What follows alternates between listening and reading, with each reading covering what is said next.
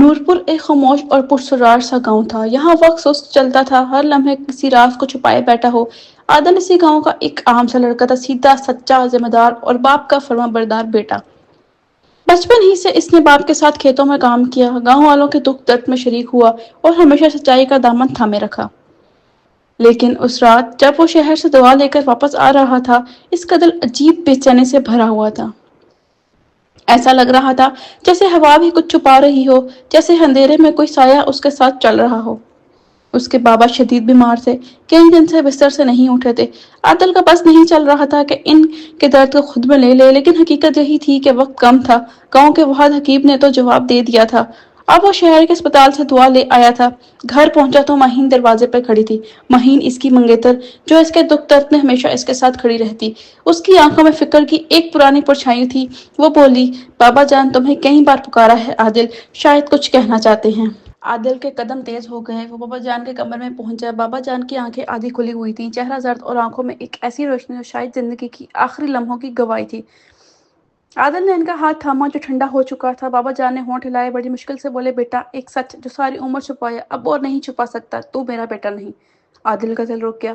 اس نے سنا لیکن کچھ سمجھ نہ پایا۔ کیا کہہ رہے ہیں آپ بابا؟ بابا جان نے آہستہ آہستہ سب کچھ بتانا شروع کیا۔ 25 سال پہلے کی بات ہے، ایک رات طوفان آیا۔ اس رات ایک شخص آیا تھا جبار، وہ ڈاکو تھا، سفاک قاتل، لٹیرا۔ اس نے گاؤں کو اجاڑا، لوگوں کو لوٹا، قتل کیے، لیکن اس کی بیوی تمہاری ماں ایک نیک عورت تھی۔ وہ بھاگ آئی تھی اپنی جان بچانے، لیکن میں نے تمہیں بچایا، اسے مار دیا گیا۔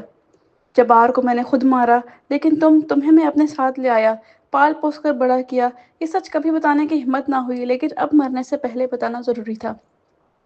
عادل کے سر پہ آسمان جیسے گر گیا، اس کا دل دھڑکنا بھول گیا۔ وہ چیخ پڑا، نہیں، یہ سچ نہیں ہو سکتا، آپ میرے بابا ہیں۔ مگر سچ کی گواہی بابا جان کی آنکھیں دے رہی تھی، جو اب آہستہ آہستہ بند ہو رہی تھی۔ اس وقت دروازے پر دستک ہوئی، عجیب سی زوردار دستک۔ عادل نے دروازہ کھولا تو سامنے ریحان کھڑا تھا، بچپن کا دوست جو برسوں پہلے گاؤں چھوڑ گیا تھا۔ اس کا چہرہ بدلا بدلا، آنکھیں سرخ جیسے کسی کا انتقام کی آگ میں جل رہا ہو۔ وہ عادل کو دیکھ کر ہلکی سی مسکراہٹ ہنسا، لیکن وہ ہنسی عجیب تھی۔ کیا حال ہے عادل؟ سنا ہے بابا جان بیمار ہیں۔ عادل حیران ہوا، تم یہاں اتنے سال بعد کیوں آئے ہو؟ ریحان نے اپنا تھیلا نیچے رکھا، بچپن کا حساب چکانے آیا ہوں۔ عادل کچھ سمجھ نہ سکا، وہ اندر لے آیا۔ رات بھر دونوں نے باتیں کی، لیکن ریحان کے سوال عجیب تھے۔ وہ بار بار جبار کا نام لیتا، پرانی کہانیاں یاد دلاتا۔ پھر ایک لمحہ ایسا آیا جب ریحان نے اپنی جیب سے ایک پرانی تصویر نکالی۔ دیکھ، اسے پہچانتا ہے؟ یہ تیرا باپ ہے جبار، اور یہ میرے باپ کو مارنے والا۔ عادل کی آنکھیں پھیل گئی۔ ریحان یہ کیا کہہ رہے ہو؟ ریحان نے سرد لہجے میں کہا، ہاں، جبار نے میرے باپ کو قتل کیا تھا، تیری رگوں میں اسی کا خون ہے۔ میں اس رات کو نہیں بھولا جب میری ماں کو اس نے زندہ جلایا تھا۔ تو اس کا بیٹا ہے، اور اب وقت ہے کہ حساب برابر ہو۔ عادل نے بے بسی سے کہا، میں جبار کا بیٹا ہوں، لیکن اس کا گناہ میرے نہیں ہے۔ میں نے کبھی کسی کا برا نہیں چاہا۔ ریحان کی آنکھوں میں تپش تھی۔ باپ کا بیٹا پاپی ہوتا ہے۔ وہ تیزی سے اٹھا اور عادل کا ہاتھ پکڑ کر کھینچتا ہوا گاؤں کے باہر لے گیا۔ رستے بھر خاموش رہی، صرف ہوا کی سرگوشیاں تھیں۔ وہ دونوں اس پرانی پہاڑی پر پہنچے جہاں بچپن میں کھیلتے تھے۔ اب وہ جگہ خوفناک لگ رہی تھی۔ ریحان نے اپنی جیب سے پستول نکالا۔ یہی وہ جگہ ہے جہاں بچپن میں وعدہ کیا تھا کہ بھائی بنیں گے، اب یہ وعدہ ختم۔ عادل کی آنکھوں میں آنسو تھے۔ ریحان، انتقام سے کچھ نہیں ملے گا۔ اگر تو مجھے مار دے گا تو کیا تیرے باپ کی روح سکون پا لے گی؟ کیا تیری ماں کی چیخیں بند ہو جائیں گی؟ ریحان کا ہاتھ کانپنے لگا، اس کی آنکھیں بھیگ گئی۔ پستول نیچے کر دیا، نہیں، میں تجھے نہیں مار سکتا، لیکن اپنے دل میں تیرے خون کی نفرت نہیں نکال سکتا۔ عادل نے اس کے کندھے پر ہاتھ رکھا، ہم دونوں اپنے باپوں کا گناہوں کا بوجھ اٹھا رہے ہیں، لیکن ہمیں وہ بوجھ اپنے بچوں تک نہیں پہنچانا۔ اگر ہم نے بدلہ لیا تو ہمارے بعد آنے والے بھی یہی کریں گے۔ یہ کبھی نہیں رکے گا۔ ریحان زمین پر بیٹھ گیا، سر جھکا لیا، پھر دونوں دیر تک خاموش بیٹھے رہے۔ اگلے دن مرشد گاؤں آیا۔ وہ دانا اور بزرگ انسان تھا۔ مرشد نے دونوں کو بلا کر کہا، دیکھو بیٹا، سچ کا بوجھ کبھی ہلکا نہیں ہوتا، لیکن اگر معاف کر دیا جائے تو پتھر ریت بن جاتا ہے۔ جبار نے ظلم کیا، لیکن تم دونوں کو اس کی سزا نہیں بھگتنی۔ عادل نے ریحان کو گلے لگایا۔